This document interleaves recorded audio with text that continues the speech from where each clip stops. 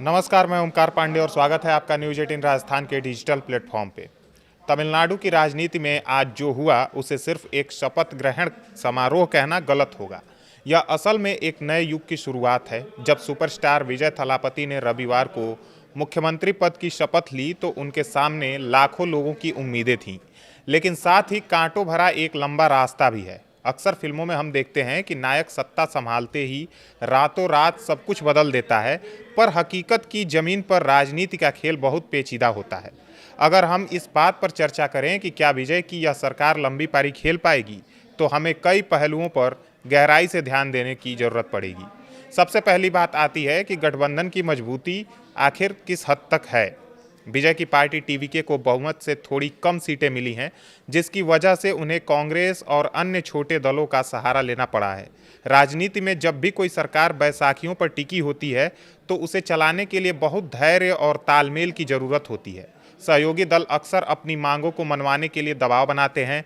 ऐसे में विजय को एक मजे हुए राजनेता की तरह व्यवहार करना होगा ताकि वे अपनी सरकार को अंदरूनी कलह से बचा सकें।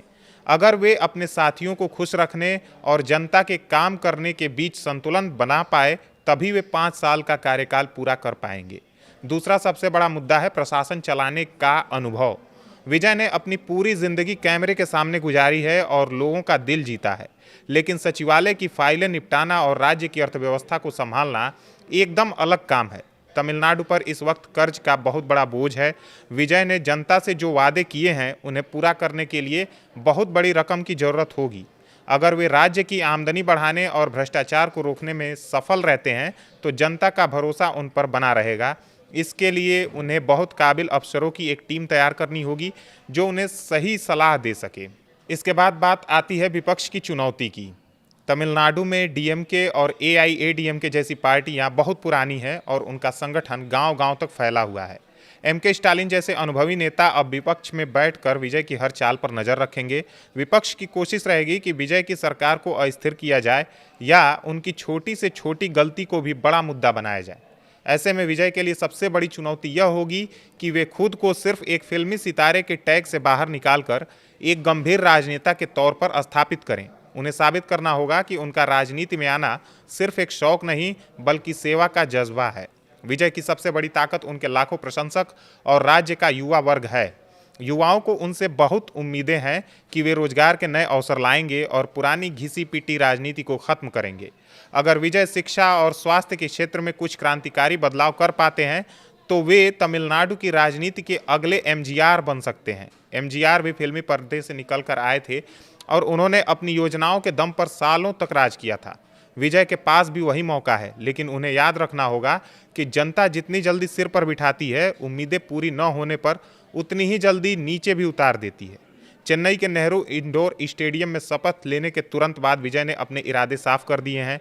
उन्होंने मुख्यमंत्री के तौर पर सबसे पहले 3 ऐतिहासिक फाइलों पर हस्ताक्षर किए जो उनकी सरकार की दिशा तय करते हैं। उन्होंने घरेलू उपभोक्ताओं के लिए हर महीने 200 यूनिट मुफ्त बिजली देने का बड़ा फैसला लिया है, जिससे आम आदमी को सीधी राहत मिलेगी।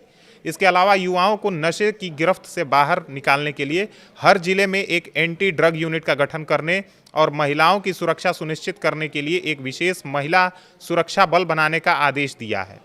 अंत में यह कहना अभी जल्दबाजी होगी कि यह सरकार कितनी लंबी चलेगी, लेकिन एक बात साफ है कि विजय ने द्रविड़ राजनीति के किले में सेंध तो लगा दी है। उनकी सफलता इस बात पर निर्भर करेगी कि वे खुद को कितना लचीला रखते हैं और क्या वे राहुल गांधी जैसे सहयोगियों के साथ मिलकर एक स्थिर शासन दे पाने में सफल हो पाते हैं या नहीं। शपथ के तुरंत बाद लिए गए उनके ये 3 बड़े फैसले बताते हैं कि वे एक लंबी पारी खेलने के लिए पूरी तरह तैयार होकर मैदान में उतरे हैं। तमिलनाडु की जनता बदलाव चाहती थी और वह बदलाव उन्हें मिल गया है। अब जिम्मेदारी विजय की है कि वे इस बदलाव को जमीन पर कैसे उतारते हैं।